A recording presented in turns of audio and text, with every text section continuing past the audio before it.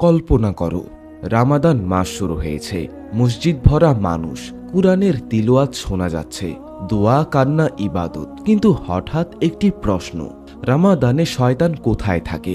সে কি মারা যায় নাকি বন্দী থাকে? তাহলে মানুষ এখনো গুনাহ করে কেন? আজ আমরা জানব হাদিসের আলোকে রামাদানের গোপন সত্য। ভিডিওটি শেষ পর্যন্ত দেখুন। আজকের পর আপনার রামাদান বদলে যাবে।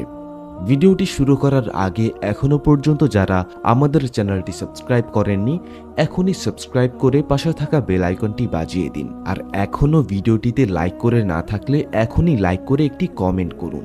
চলুন কথা না বাড়িয়ে শুরু করছি আজকের ভিডিও। শয়তানকে কি সত্যি বন্দী করা হয়? রাসূল সাল্লাল্লাহু আলাইহি সাল্লাম বলেছেন, রামাদান এলে জান্নাতের দরজা খুলে দেওয়া হয়, জাহান্নামের দরজা বন্ধ করা হয়, আর শয়তানদের শিকল দিয়ে বেঁধে রাখা হয়। সহিহ বুখারী। এখানে একটি গুরুত্বপূর্ণ বিষয়, সব শয়তান নয়, বড় বড় শয়তানদের বন্দী করা হয়। ছোট শয়তান ও নফস নিজের মনে তখনও সক্রিয় থাকে, তাই রামাদানেও গুনাহ হয়। শয়তান না থাকলেও মানুষ কেন গুনাহ করে? কারণ তিনটি। নফস, নিজের মন, মানুষের সবচেয়ে বড় শত্রু তার নিজের মন। 2, অভ্যাস, যে ব্যক্তি সারা বছর গুনাহ করে, রামাদানে হঠাৎ বদলানো কঠিন। 3, পরিবেশ, বন্ধু, মোবাইল, সোশ্যাল মিডিয়া, এগুলো প্রভাব ফেলে। তাহলে রামাদানে শয়তান কোথায় থাকে? হাদিস অনুযায়ী শয়তানদের বন্দী রাখা হয় যাতে মানুষ সহজে ইবাদত করতে পারে। এটা আল্লাহর রহমত। রামাদান হলো পরিবর্তনের সুযোগ। তবু কেন কেউ বদলায় না? কারণ সে রামাদানকে সিরিয়াস নেয় না। শুধু না খেয়ে থাকে, নামাজ পড়ে না, কোরআন পড়ে না। রাসূল সাল্লাল্লাহু আলাইহি সাল্লাম বলেছেন, অনেক রোজাদার আছে যারা শুধু ক্ষুধা ও তৃষ্ণা পায়। ইবনে মাজাহ। রামাদানের আসল যুদ্ধ।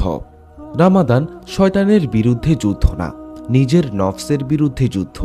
যে জিতবে সে বদলাবে। শয়তান মুক্ত হলে কি হয়? রামাদান শেষে শয়তান মুক্ত হয়, তখন মানুষ আবার গুনাহে ফিরে যায়। এটাই প্রমাণ। সমস্যা শুধু শয়তান না, সমস্যা আমাদের ভেতরে। সফল রামাদানের লক্ষণ, যদি রামাদানের পর নামাজ থাকে, গুনাহ থাকে, মন নরম হয়, কুরআন ভালো লাগে, তাহলে বুঝবে তুমি জিতেছ। রামাদান এসেছে, শয়তান বন্দী। এখন প্রশ্ন, তুমি কি মুক্ত না এখনো নিজের নফসের বন্দী?